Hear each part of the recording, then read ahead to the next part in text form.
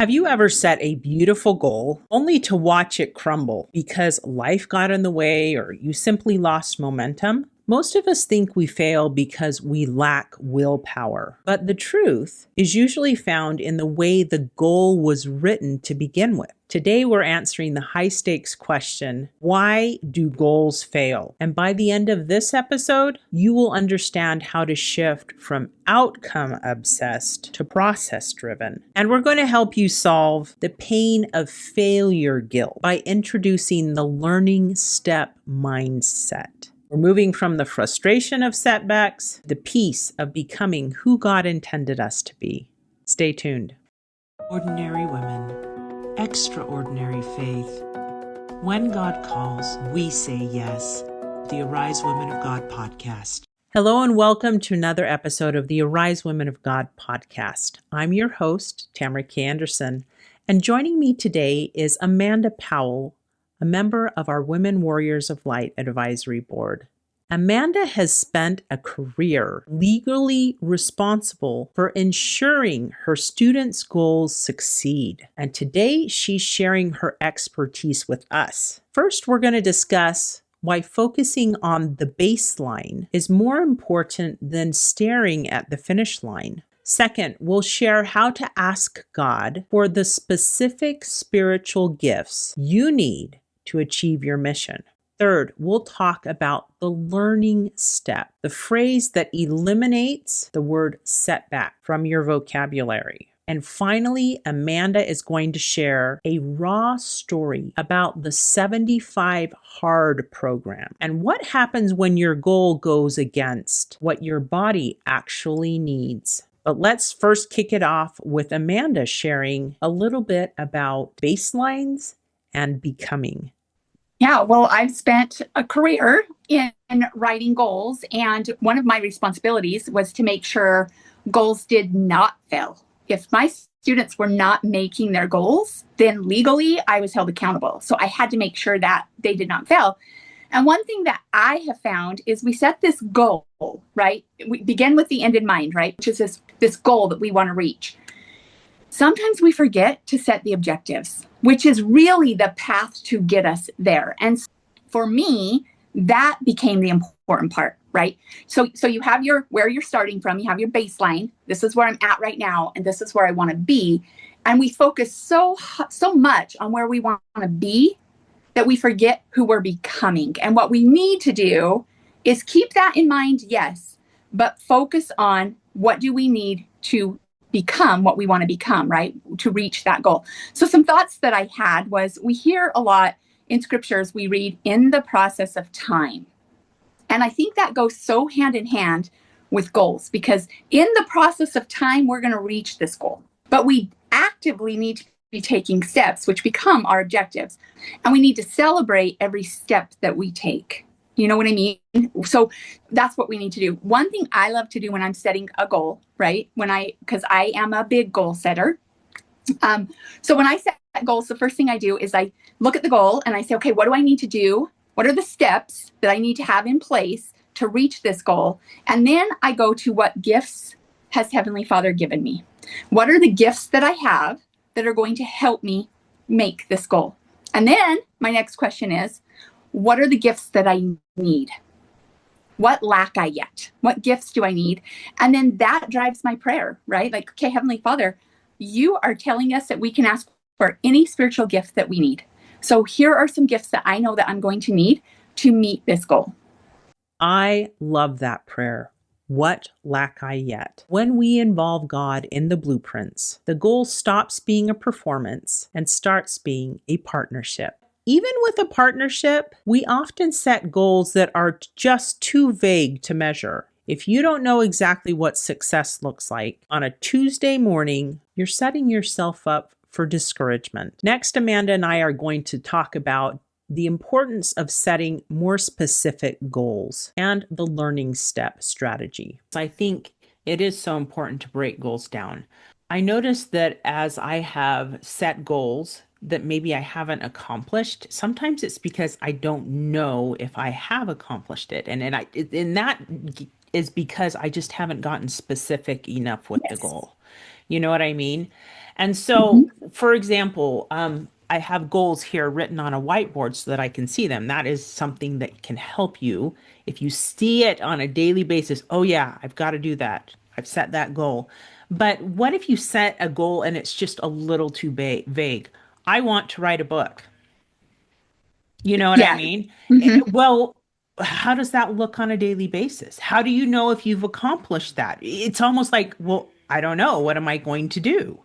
And so you almost have to break it down and say, okay, 3 days a week, I Hmm. am going to write for 1 hour. Hmm. There you go. And that way you can totally tell, oh, I hit that goal, you know? And then I love how you mentioned rewards. Reward yourself. Okay, when I have written those 3 days a week and I've written an hour, I'm going to reward myself immediately by and then fill in the blank. What is one of your Hmm. favorite things? Some people like to go sit out in the sunshine for a little bit. Other people like me, I love audiobooks. And so if I'm taking a break in between doing something, I will push play on my audiobook and disappear into this fantasy world that is so happy for Tamara, you know? And so making a goal measurable helps you so that you're not going to fail Yes. because you don't know. Well, I don't know. Did I accomplish that goal? And if you Mhm. don't know, then you start to get discouraged and then you're like, never mind. It's too hard. I don't even know where to start, right? Yeah. And you know what? You said setback, and I would hear that so many times like, oh, this is a setback. And years ago, I changed that little phrase to a learning step. Sometimes when what we feel is a setback, you're going to push your body, but there's times when your body is going to be like, hey, I know we've got this goal. We're going to hit this goal, but we need to slow down right now. Like, I need some time. I need some TLC, right? And so I love the learning thing. So anytime there's a setback, in my world, that's what I call it. Okay, what can I learn from this moment? What, and then you course correct if it's something you need to course correct. Sometimes it's in the process of time, right? Sometimes it is you need to slow down. And sometimes that very much is what is needed. So there you have it. It's not a setback, it's a learning step. This perspective shift is vital because when we get sick or life throws us a curveball, our all or nothing goals, like the famous 75 hard program, can actually become a trap of defeat. Next, Amanda is going to share the danger of all or nothing goals with a personal, raw story that taught her a critical lesson. So a few years ago, my daughter calls me up and she says, Mom, I really want to do 75 hard. Have you heard about 75 hard? Okay. It's a crazy exercise program that literally, like, you drink a gallon of water a day, you eliminate something from your diet, and you add a healthy choice into your diet. You have 2 exercise rotations of 45 minutes each. One has to be done inside, one has to be done outside. You read 10 pages of a nonfiction book. You connect with somebody. So, like, I mean, the idea behind it is great. So it was one that I could get onto, right? But I knew that I could not do 75 hard. And so, given my background as a sped teacher, I knew modifications and accommodations were everywhere. So I did 75 soft. And which just meant I still did it, but I just wasn't as committed as my daughter was. Well, she ended up finding out that she was expecting. And so she was like, I'm out, right? And I was like, well, I'm going to keep going. I'm going to keep going with this. And then I got really sick. I ended up with COVID and I was so sick. And anybody that's had COVID, you know that that just wipes you out. Well, the rules of 75 hard are you cannot miss a day of any of these things. And if you do, it is start over. So the rule is 75 days, you're going to do this and you're going to see a difference.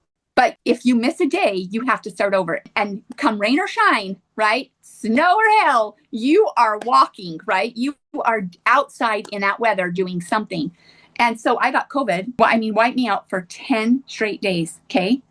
Knowing that I had to start over, I gave up. I was like, no, that's ridiculous. But had I been able to say, okay, what am I becoming? Man, I am reading a nonfiction book that is making me become so much better in so many areas every single day. I am moving my body every single day. I have replaced deep fried foods with a healthier option, right? What am I becoming? But the moment that I felt that that goal was out of reach, I went backwards. I was just like, done. I'm not exercising. It just was so defeating to me. So it is so important to give ourselves grace and to realize that even in those moments of what you call setbacks, I call learning step. There's a learning there, right? Even in that COVID moment, there was something for me to learn, because also in that goal of 75 hard or 75 soft, I needed to learn how to listen to my body. That was an important rule for me. And I was pushing my body, and then I became sick and I couldn't push my body. Wasn't it more important that I learned how to listen to my body? Yes, right? And then I get up and just like you do, okay, maybe I'm not biking as far as I was, or I'm not swimming as far as I was, but guess what? I can walk. So I think those are really important when we're setting goals. If you've been shaming yourself for a learning step this week, it's time to stop, my friend. God is more interested in what you are becoming than how many boxes you've checked while you had the flu. To help you write goals that actually stick, go download our A Guide to Goal Setting for Christian Women. It features the Don't Quit Emergency Kit, which is one of my favorite hacks to help you avoid those COVID moments without giving up. And if you need a community to help you reverse engineer your goals, check out our Women Warriors Accountability Group. The links are in the description. So, my friends, go take a learning step today. And until next time, may you arise, do it God's way, God strong.